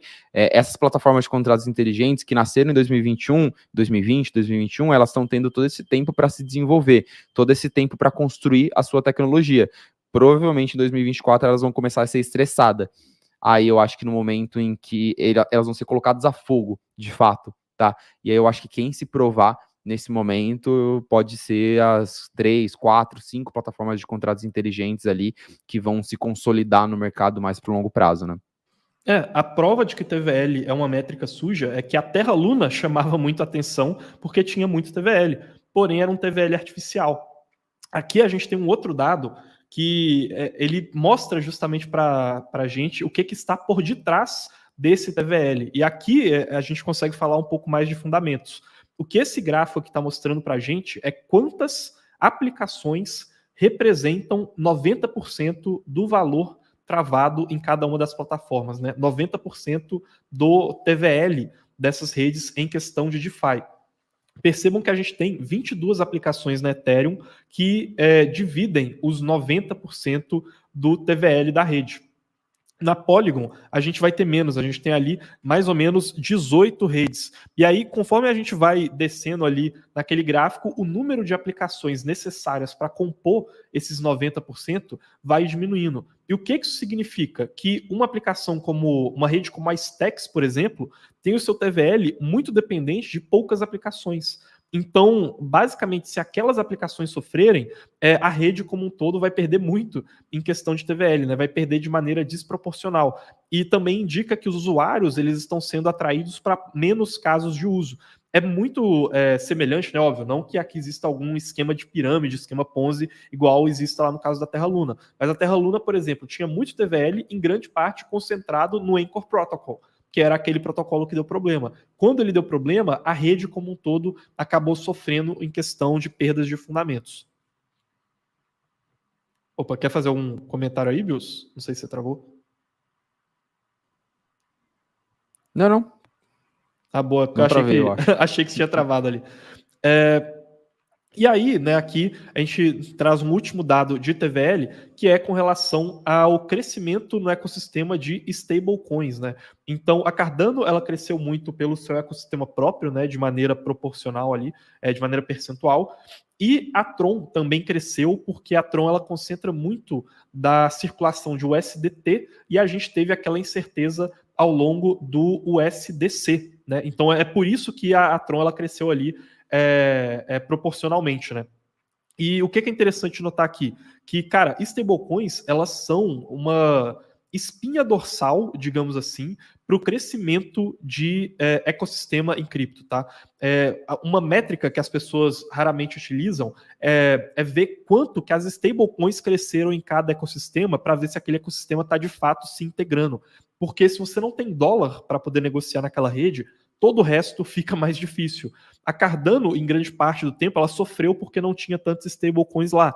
Um outro exemplo que a gente pode citar é que a Circle, quando ela entra em uma nova rede, né, a Circle que emite o SDC, ou então a Tether, quando ela entra em uma nova rede para emitir de maneira nativa o dólar naquela rede, ela acaba trazendo atenção para aquela rede, né? Então, por exemplo, quando a Circle mencionou que eles iriam estar presentes no ecossistema da Cosmos e da Polkadot, ou então que eles iriam estar presentes no ecossistema da Avalanche, qual que foram as notícias que apareceram nos meses seguintes?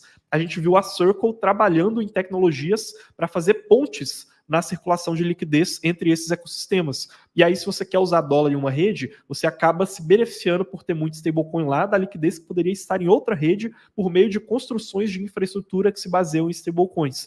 Então, é um dado muito interessante, tá?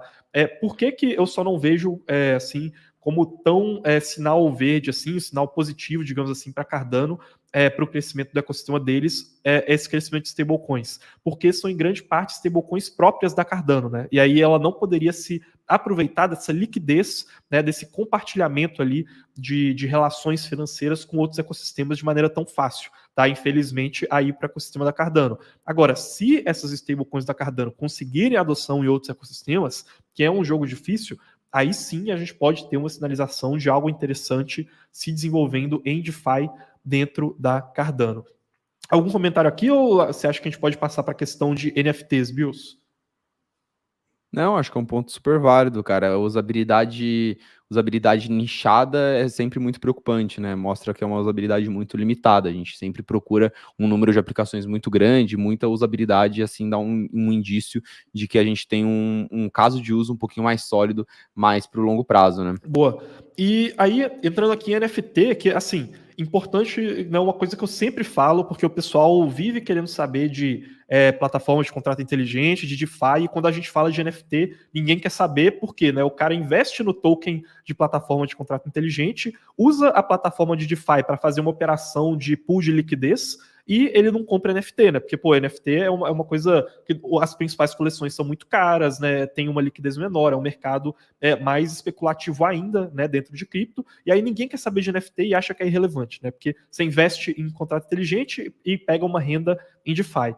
Porém, hoje, né, se você for olhar para o ecossistema da Ethereum, por exemplo, e é uma coisa que acontece também em outros ecossistemas, você tem praticamente 50% das taxas sendo pagas para a questão de aplicações de DeFi e 50% de aplicações de NFT. Então, isso daqui é o que contribui em grande medida para o crescimento daquela receita que a gente mostrou lá no começo. Então, se a gente entende o crescimento do mercado de NFTs, é muito importante para os fundamentos dessas plataformas. Por mais que você que esteja assistindo a gente aqui, né, uma grande parte do público, não seja cliente de NFTs, né, NFTs não sejam muito a sua praia, os NFTs sendo desenvolvidos nas plataformas que você investe podem ser muito importantes para o seu portfólio, né, para a valorização dessas plataformas. E é um uso que pode crescer muito em cripto. E hoje, o que a gente vê é a Ethereum ainda dominando, seguida pela Solana e pela Polygon, e uma plataforma que não apareceu aqui é a Stacks, porque no caso do Bitcoin, no ecossistema do Bitcoin, os NFTs são negociados diretamente lá na rede do Bitcoin mesmo. Mas em vários momentos aí o Bitcoin ele ficou acima de Solana e até mesmo de Polygon, tá? Em negociação de NFTs, ficando em segundo lugar ali em comparação com a Ethereum. Tem algum caso de uso que chame mais atenção aí em relação a NFTs ou algum movimento dessas redes? A Solana, por exemplo, ela se beneficia muito do mercado de NFTs, né, Bills? Mas já foi muito maior, né? O ecossistema de NFTs ainda da Solana diminuiu muito. A gente teve, inclusive, migração de algumas coleções da Solana para a Polygon, né? O ecossistema de NFTs na Solana, ele sempre foi muito especulativo, né? Ele sempre foi muito focado na questão de trade, na questão de especulação e pouco na questão de valor. As coleções com mais fundamento, com mais valor, elas estão em outros ecossistemas. A Polygon ela está fazendo um movimento mais agressivo, assim, de puxar algumas coleções para dentro do seu ecossistema, mas de quem eu converso, não sou especialista em NFT também, de quem eu converso, assim, as principais coleções em termos de fundamento e de valor mesmo estão dentro do ecossistema da Ethereum. A gente esperava que a Solana se consolidasse como um ecossistema muito forte dentro de NFTs, mas realmente a porrada da FTX deu uma quebra de confiança forte, né? Então tem muita gente saindo do ecossistema da Solana. Tem vários casos de uso saindo do ecossistema da Solana. Um jogo, por exemplo, o Aurora, é um jogo que ele nasceu no ecossistema da Solana e ele, cara, se capitalizou lá, se desenvolveu lá E os caras entenderam que o ecossistema da Solana hoje é um beco sem saída. Tu vai, basicamente, tá se desenvolvendo para ninguém, tem pouquíssimo usuário lá. E aí agora eles já estão com planos para migrar para Arbitrum. Por quê? Porque tem muito mais usuário, tem um ecossistema muito mais aquecido, né? Então é um pouco disso que eu falei, né? As aplicações, a atividade econômica de fato, ela vai aonde os usuários estão. Que é justamente isso que eu estou falando, né, Nando? Meu fã, o Nando aí, falou: Bigodinho é só Ether, o Bigodinho está na caixinha, na bolha da Ethereum. Você viu que todos os gráficos que a gente mostrou, a Ethereum está disparada em primeiro lugar, então acho que você inverteu aonde está a bolha. Bolha, normalmente, é quando a gente quer mencionar alguma coisa muito pequenininha, muito nichada. Eu acho que você confundiu em o que é bolha e o que é mainstream, o que é muito usabilidade. E a única coisa que eu estou falando é narrar os gráficos os gráficos que o Carlos está mostrando, que mostram onde estão os usuários, onde está a usabilidade de fato. Mas tá tudo bem, cara. Todo mundo que falava de plataformas de contratos inteligentes que iam matar a Ethereum em 2021 tá perdendo dinheiro agora. E provavelmente estarão em 2025 também. Tem uma questão que você falou que ela é bem sintomática, assim, digamos assim. Uma coisa que a gente tem visto são aplicações em outras plataformas migrando para dentro das segundas camadas da Ethereum, né? Isso aqui é interessante porque sempre teve uma disputa assim no mercado cripto da gente pensando o que é mais importante? É a infraestrutura ou é a aplicação que está em cima dessa infraestrutura? E principalmente, se eu vou lá e eu monto uma aplicação em cima de uma infraestrutura, né, em cima de uma plataforma, e ela está pagando taxas, como que eu vou ganhar mais dinheiro? Vai ser investindo no token da aplicação ou no token da infraestrutura? Quem é que vai capturar mais valor? E uma das coisas que contribuiu muito para a narrativa de que a infraestrutura seria o mais importante é porque, teoricamente, é mais difícil você criar uma infraestrutura para competir com outra do que uma aplicação, por exemplo, ou então porque seria mais rápido o desenvolvimento no mercado, né, linearmente, da infraestrutura para depois virem as aplicações, porque a infraestrutura já estaria pronta, né? Depois a gente viu essa narrativa mudando um pouco. Porque a gente via aplicações sendo desenvolvidas em ecossistemas específicos, né? Então, uma Trader Joe, por exemplo, sendo desenvolvida na Avalanche para tentar criar um diferencial da Avalanche em comparação com a Uniswap da Ethereum, né? Ou então o Aurora sendo desenvolvido na Solana e aí ele não vai estar lá na rede da Ethereum. E aí começou uma narrativa de diversificar mais as plataformas, né? Porque você tinha aplicações relevantes estando sendo criadas ali. E aí o que a gente está percebendo agora, durante esse período de construção do mercado de baixa, são várias dessas aplicações olhando e falando, cara, eu não quero ficar refém em uma infraestrutura, não. Então, a Trader Joe, por exemplo, que antes estava só na Avalanche, estando agora também presente em segundas camadas da Ethereum, né? Tá lá na Arbitrum, se não me engano.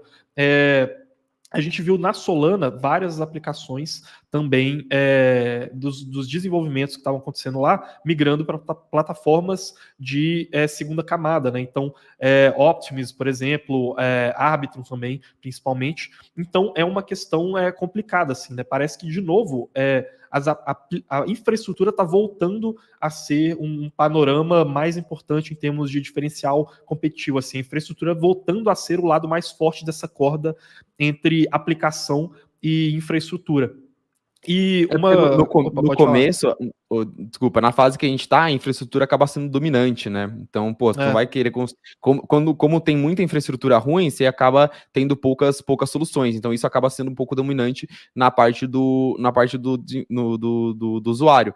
Mas quando a gente tiver um momento em que a gente tem diversas infraestruturas com nível mínimo de segurança, pode ser que tenha alguma aplicação, por exemplo, dentro da Avalanche, que faça trazer uma base de usuários muito grande para dentro e ela tenha um crescimento muito grande, né? Então, acho que isso é o que vai ser determinante, né? Quais delas vão passar por esse teste de estresse e aguentar essa entrada de usuários muito grande, né? Sim, sim. E assim, em termos de NFTs, e aqui é um outro dado interessante de se ver, a gente ainda tem um mercado que ele é muito dependente de relativamente poucas coleções, né? São poucas coleções ali, né, meio que na regra de Pareto ali, que movimentam a maior parte do mercado. E percebam aqui, inclusive, como que NFTs pode possivelmente ser um mercado ali que ajude a diversificar um pouco mais de infraestrutura, né? Porque hoje a gente não tem essa capacidade de comunicação em termos de NFTs entre diferentes infraestruturas de forma tão grande quanto a gente vê em DeFi, por exemplo, né? Com DeFi migrando agora para se comunicar entre diversas plataformas. Como que dá para a gente ver isso aqui? Tem aquela plataforma ali em laranja chamada Wax, né? Eu, pelo menos, nunca tinha ouvido falar dela antes de ler esse relatório, e que foi uma das que proporcionalmente cresceu muito no começo desse ano e que tem uma certa relevância ali no mercado de NFTs, né? Pelo menos teve nessa janela de curto espaço de tempo. E ela foi puxada, cara, principalmente porque ela tem uma coleção lá dentro dos bonecos Funko Pop, né? Aqueles bonequinhos lá de colecionáveis da cultura pop, uma coleção de NFTs lá dentro. Então, uma coleção de NFTs relacionada ao mercado tradicional, né, de fora de cripto, fez com que essa plataforma tivesse um certo destaque ali de crescimento esse ano, né? Então, talvez NFTs, inclusive, sejam uma das alternativas ali, né, se você conseguir linkar isso com o mercado tradicional, para plataformas alternativas ao ecossistema da Ethereum conseguirem algum destaque. Agora, a longo prazo, né, provavelmente também os NFTs tendem a migrar para algumas plataformas mais principais ali dentro do mercado. E aí também a gente viu ali um pico de atividade de NFTs na rede da Ethereum por conta do NFT comemorativo, né, que a Coinbase lançou ali e que também mostra que, olha, às vezes a gente tem poucas coleções capazes de trazer um certo gargalo para a rede. Bom, no geral é isso aí, né? A gente fechou aqui esse overview de mostrar vários dados sobre plataformas de contratos inteligentes. Bills, cara, eu queria pedir sua opinião aí, respondendo o título da live, né? Então, assim, maiores concorrentes de Ethereum, Cosmos e Polkadot. Como que você está vendo essa dinâmica competitiva aí dentro do mercado de plataformas de contratos inteligentes? Cara, legal. Vamos lá. Eu acho que elas estão na fase de maturação, não na fase de maturação, desculpa, na fase de validação, de validar os seus devidos produtos, beleza? Como eu falei, eu não acredito num universo em que a gente vai ter 74 plataformas de contratos inteligentes e os usuários fragmentados entre elas. A gente está falando de um mercado de software, um mercado de economia de plataforma. O que eu estou dizendo? O que eu estou querendo dizer com isso? Basicamente um mercado em que você oferece uma tecnologia, que é um software, em que ela é uma plataforma para o desenvolvimento de outras coisas. E se você tem diversos usuários dentro da mesma plataforma, isso é melhor para o ponto de vista do usuário. Normalmente, se a gente pega todos os mercados iguaizinhos esses ao redor do mundo, eles são oligopólios.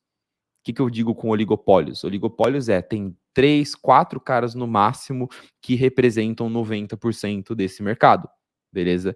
Então, se a gente seguir o padrão que o mercado de tecnologia, de software, de plataforma segue ao redor do mundo ao longo dos últimos 100, 200, 300 anos, 300 não, porque software não existia nos últimos 300 anos. Mas, basicamente, esse tipo de modelo de negócios, historicamente, ele segue dinâmicas de oligopólios. Se a gente continuar seguindo esse tipo de dinâmica, a gente tende a ter oligopólios dentro de cripto com 90% do volume em algumas plataformas de contratos inteligentes, em poucas. Uma coisa que a gente tem bastante no mercado de software são plataformas que elas possuem nomes diferentes, mas no final a base tecnológica é a mesma, como a gente fala hoje em segundas camadas da Ethereum. A gente está olhando para várias segundas camadas e no final é a mesma tecnologia. Como, por exemplo, zonas a Cosmos. Pode ter várias zonas a Cosmos, embaixo a mesma tecnologia, entendeu? Então, acredito que a gente vai ter essa dinâmica de oligopólio no mercado de plataformas de contratos inteligentes. Em relação ao que a gente vê hoje, a gente vê, obviamente, uma tecnologia mais consolidada e que tem a maior parte do volume dos usuários do mercado, que obviamente é a tecnologia da Ethereum. No segundo, vou quebrar em 3 tiers, tá? Em 3 patamares, assim. A mais consolidada, que eu acho que hoje, em termos de tecnologia, só a Ethereum está consolidada mesmo, tá? Já passou pelos testes de estresse e tem um volume muito maior do que o resto.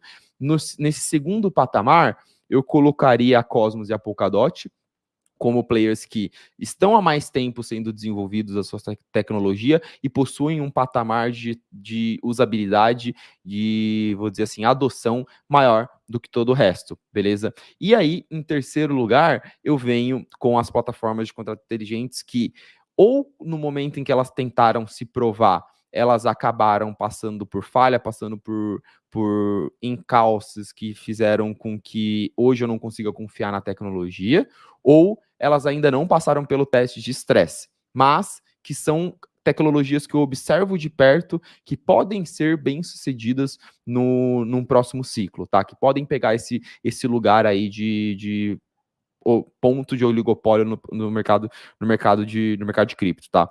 Que eu hoje estou olhando mais para Near Avalanche, Solana e, cara, talvez só isso em termos de que eu apostaria que já está há um tempo de desenvolvimento a nível de ser um produto realmente sólido, beleza? Então esses caras, eles podem ter um patamar de crescimento muito grande à medida que a gente tiver uma nova pernada de crescimento no mercado de cripto, e eles consolidarem essas tecnologias, atraírem bastante atividade para dentro do ecossistema deles, beleza? Aí, tirando esses caras, o resto, aí eu já acho que são apostas, muito apostas, que a gente não tem, vou dizer assim, a gente não tem informações o suficientes, a gente não tem indícios o suficientes para conseguir chegar aqui e falar, olha, eu vou colocar dinheiro nesse cara, porque esse cara já provou que no próximo ciclo ele pode desbancar caras mais consolidados, entendeu? Então é pelo menos assim que eu vejo hoje, mas novamente, eu citei aqui 6, 8 nomes, tá? Eu não citei outros e a gente tem mais uns 20 nomes aí de várias plataformas de contratos inteligentes.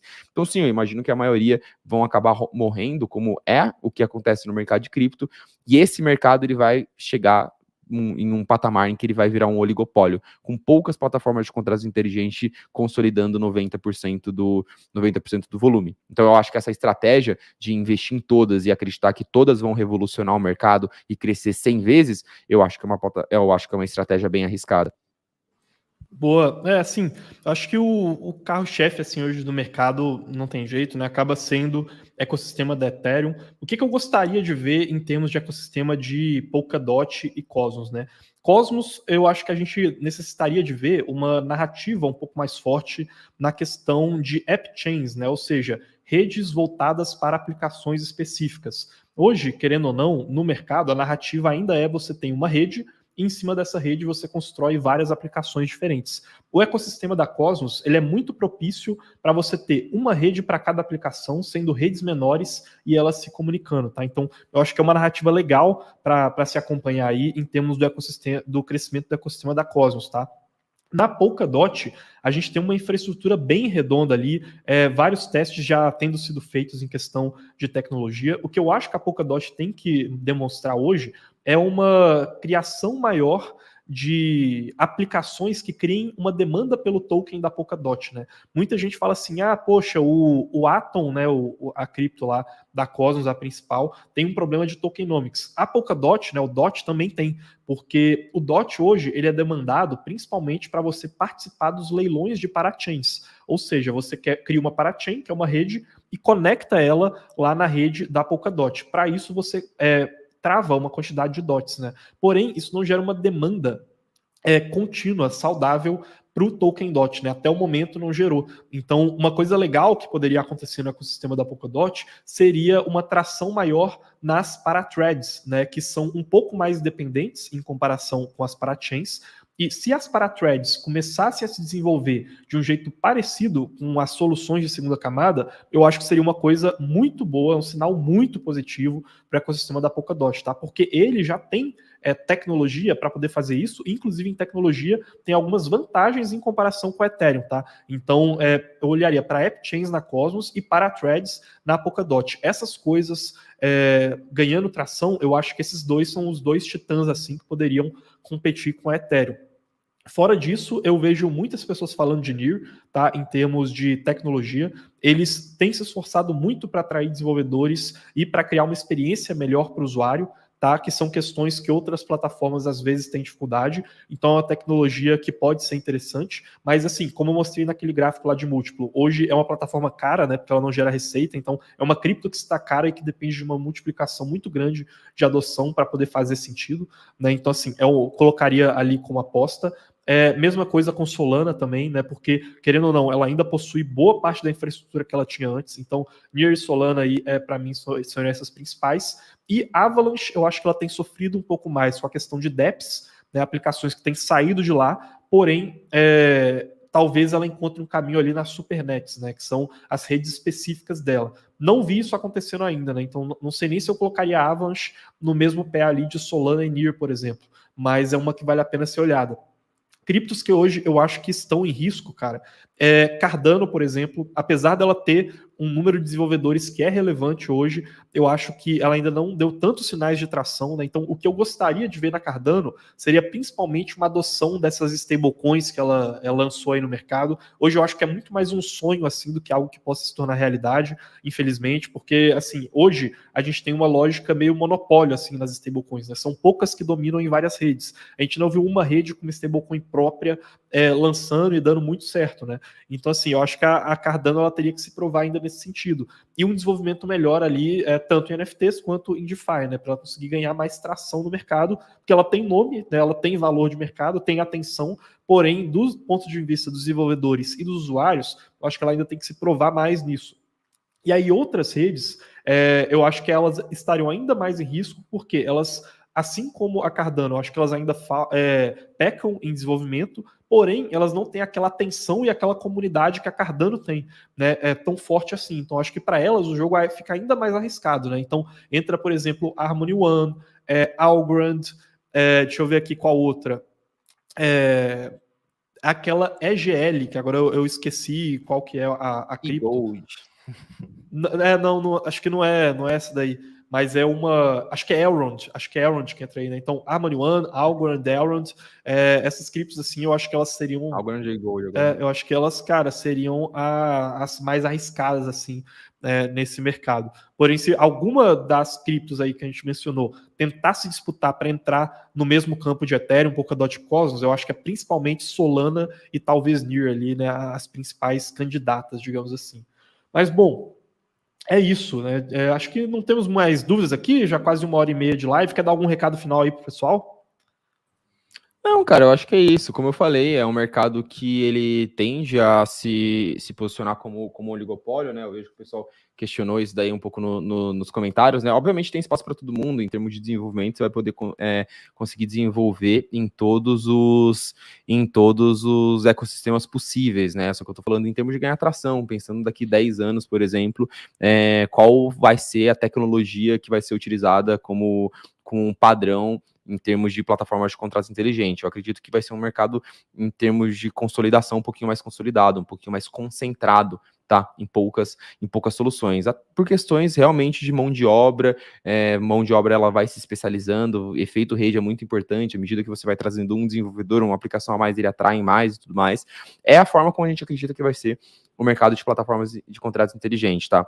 A gente chegou nessa conclusão estudando outros mercados muito parecidos, só que no mercado de tecnologia Web 2, entendeu? Então, acreditar que os padrões, eles seguem e que a gente não vai ver algo muito diferente do que foi o que aconteceu em outros mercados, beleza? Então, por isso a gente tenta investir em quem está mostrando a adoção, passou por testes de estresse, já se comprovou no mercado em termos de tecnologia, beleza? Pelo menos é esse mapa mental que a gente tenta utilizar para fazer investimentos conscientes aí no mercado de cripto e não ficar apostando só em hype, ficar apostando só em especulação, porque como alguém comentou aqui, deixa eu ver se eu acho que foi o Ricardo, foi o Ricardo, que, cara, cripto ainda se move só por hype, e a análise fundamentalista em cripto só vai fazer sentido no ciclo de 2030. Cara, não sei se eu concordo, tá? A gente segue uma estratégia fundamentalista desde 2019, quando a gente abriu nossa carteira, e a gente vem batendo o mercado, tendo uma performance melhor do que o Bitcoin, então eu acredito que não é só hype, obviamente hype ele vou dizer assim, influente no mercado de cripto, mas o hype ele é muito forte em momentos que a gente tem abundância de dinheiro, que a gente tem abundância de liquidez, que foi o que aconteceu nos últimos anos. Não vai ser esse cenário daqui para frente. Eu converso com muito fundo de venture capital, com muito fundo grande que investe em cripto, e eles falavam, cara, o dinheiro está muito mais seletivo agora. Cripto, essas meme coins, essas merdas que subiam muito no passado, subia porque tinha muito dinheiro no mercado. Então, você investir em qualquer coisa. Quando você tem muito dinheiro, você precisa alocar em algum lugar. Então, eles alocavam sem nenhum filtro de qualidade. Não é esse o cenário agora. Todos os investidores grandes no mundo todo estão falando isso. Hoje, o cenário é que o dinheiro está mais seletivo. O dinheiro está prezando mais por qualidade. Então, eu acho que esse efeito hype no mercado de cripto, ele vai ser cada vez menor e o efeito qualidade vai ser muito maior, cada vez maior. Então o mercado está caminhando para ser cada vez menos especulativo e mais movido por fundamentos e qualidade. E é assim que a gente acredita que a gente quer se posicionar, entendeu? Então, entendo a sua visão, acho que sim, tem bastante hype, mas eu discordo sobre se a análise fundamentalista não importa. E eu quero fazer um adendo aqui que eu esqueci de falar. Tem um cenário em que plataformas como a NIR, como a Solana, como a Sui, a Aptos, elas podem fazer sentido, que é um cenário em que a gente veja um mercado cripto muito mais monolítico, né? Então, o que Ethereum, Cosmos, Polkadot, a própria Avalanche, elas têm em comum? Elas dividem bastante as funções entre as diferentes redes deles, tá? Assim, hoje a gente acha que essa vai ser a tendência vencedora. Porém, caso não seja, a gente vai precisar de criptos que elas dividam menos essas funções, né? Então, criptos que fazem essa escalabilidade por meio de chargings, por exemplo, né? Ou por meio de divisões ali no mercado de taxas, que são criptos como a NIR, como a Solana, né? Criptos como a Aptos, como a Sui, que são criptos mais monolíticas. Não acho que esse seja o principal cenário daqui para frente, porém valeria uma diversificação de portfólio conforme essas criptos forem ficando mais consolidadas, para poder ter uma diferenciação em relação à tese modular, né? Então acho que vale esse adendo também aí na questão que eu falei ali da minha opinião sobre o cenário competitivo. Esses caras podem vir e pode simplesmente revolucionar o mercado e tornar a tecnologia da Ethereum obsoleta, né? O pessoal comentou aí sobre Nokia, né? Cara, a gente tem vários casos de tecnologias muito grandes que se tornaram obsoletas depois, de empresas que eram muito grandes e faliram depois. Isso pode acontecer. Inclusive, uma vez eu perguntei para um investidor de tecnologia sobre isso, né? Como que, cara, ele vê essas mudanças de tendência de consumo em mercados de tecnologia, né? Tipo, se ele fica tentando encontrar a tecnologia que vai revolucionar o mercado daqui 5 anos. Ele fala, cara, eu mais acompanho o padrão de consumo dos desenvolvedores, das empresas, do que eu tento prever alguma tecnologia. Porque, cara, o mercado de tecnologia já é muito difícil. Se eu tentar entender e prever qual tecnologia que vai mudar e como vai ser o mercado daqui 5 anos, tentar ser predativo ao mercado, muito provavelmente eu não vou acertar, eu não vou conseguir prever. Então eu fico acompanhando os padrões de consumos, eu fico vendo se o padrão de consumo das pessoas estão mudando, dos desenvolvedores está mudando, e aí eu me aloco de acordo com esses padrões de consumo. Isso é muito importante também para a gente ver e acompanhar se uma Ethereum da vida vai virar obsoleta e se o padrão daqui para frente vai ser uma Sui ou uma Aptos. Se a gente vê que os desenvolvedores estão deixando de adotar a tecnologia da Ethereum e começando a adotar a tecnologia desses caras, aí a gente fala, opa, uma mudança de padrão de consumo. Aí a nossa tese começa a mudar um pouquinho, a gente começa a revisitar se realmente a gente gosta mesmo de uma coisa e não gosta da outra, entendeu? Isso aí, pessoal. Não se esqueçam que para quem quiser ter acesso à carteira de criptos da Mercúrios, é só clicar no primeiro link daí da descrição para poder entender como que funciona a Mercúrios Pro, que é a nossa assinatura de conteúdo exclusivo, que além da carteira também tem os relatórios, as análises que a gente faz e também os nossos cursos completos, o suporte da Mercúrios para poder investir, tudo no primeiro link aí da descrição, tá? Então, recomendo bastante que vocês cliquem lá. A gente se vê aí em próximos conteúdos aqui no canal, né? Até as próximas lives e até mais, pessoal. Falou!